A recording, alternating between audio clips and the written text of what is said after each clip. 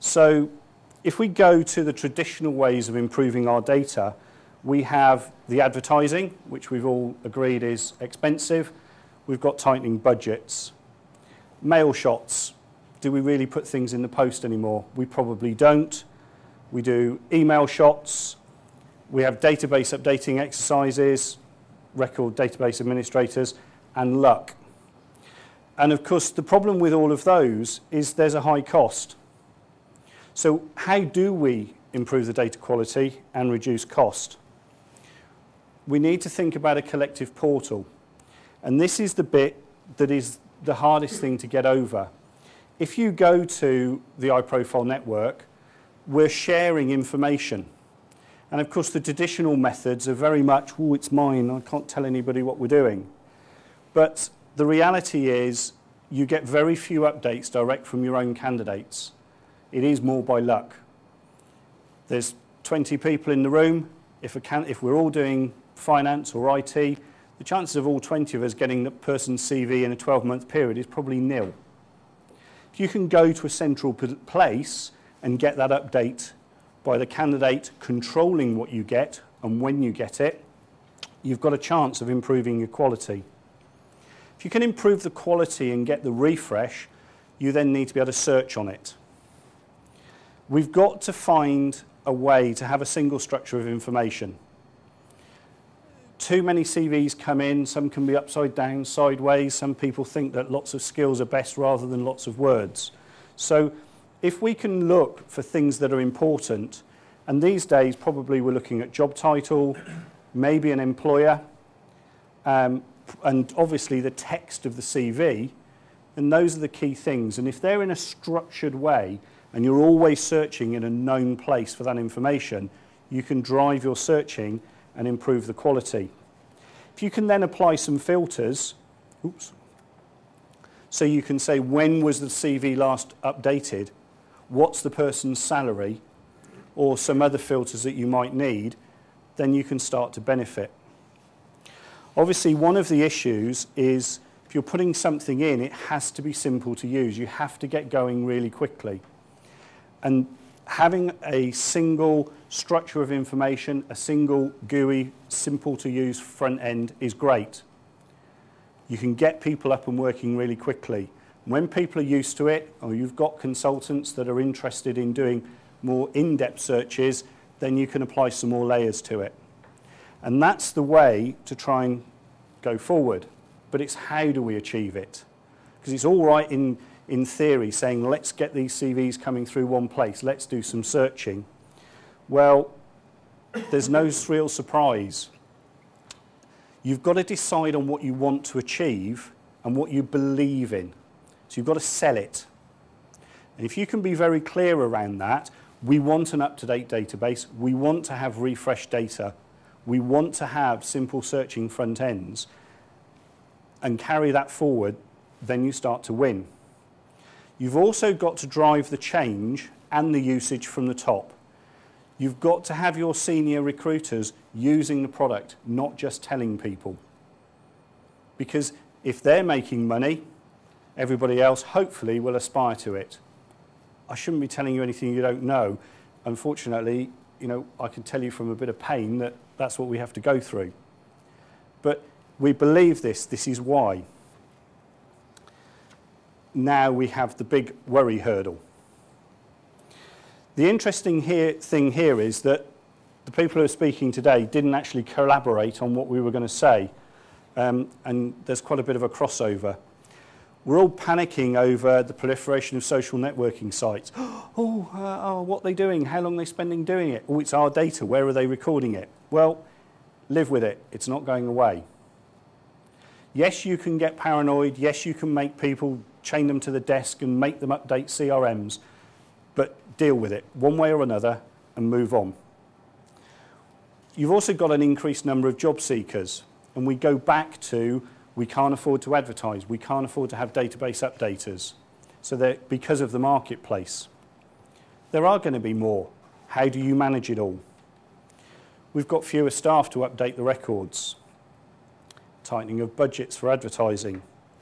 There's also more pressure from the hiring firms. They want us to deliver better candidates. They want us to deliver faster, and the bad news is they want us to deliver cheaper. Again, none of this is a surprise. It's just trying to put it all in a bit of perspective. So I suppose the real bit is, how do I know it works? How do we know it helps? Now, the best slide I can put up is the one that says 10 recruiters have earned £300,000 more last year than they would have done without the product. I can't do that because I don't have two teams next to each other, one using the iProfile network and one not. So how can we measure it? Well, the recruiters won't work without the product. They are always looking for better ways to use a search tool. Why did this candidate come up in this search? I don't understand.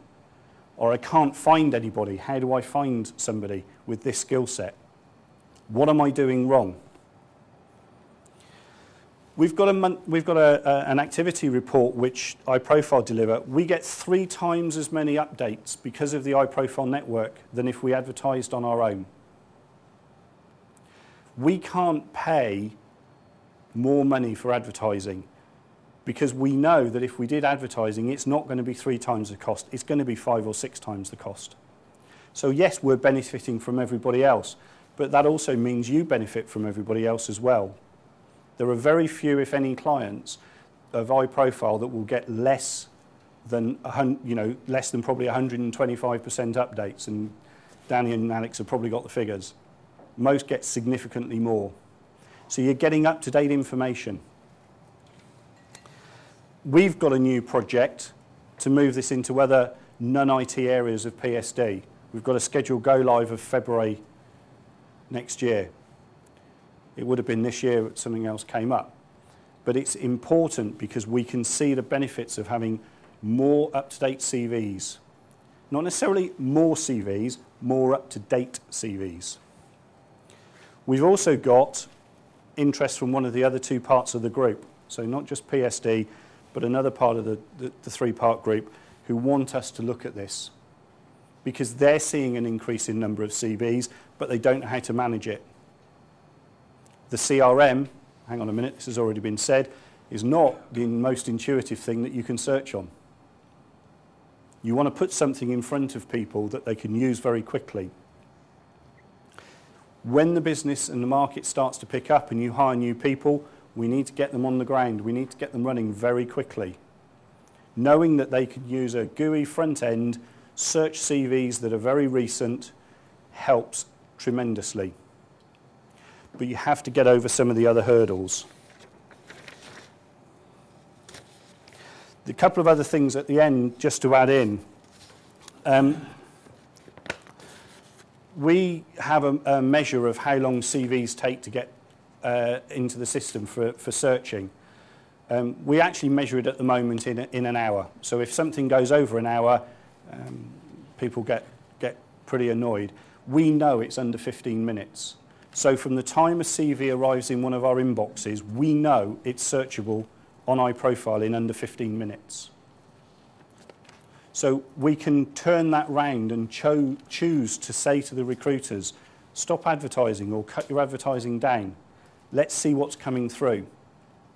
And the other thing is that if we're hitting those time limits, everybody else is as well. So updated information is then searchable. We also make huge use of iProfile. So if we've got recruiters who are struggling, I can't find these people, then we get them to look into it. We ask them to come in and help do training. So it's a continual improvement cycle. As I said earlier, it would be great to say, here are the real numbers, but I can't do it. It's almost impossible.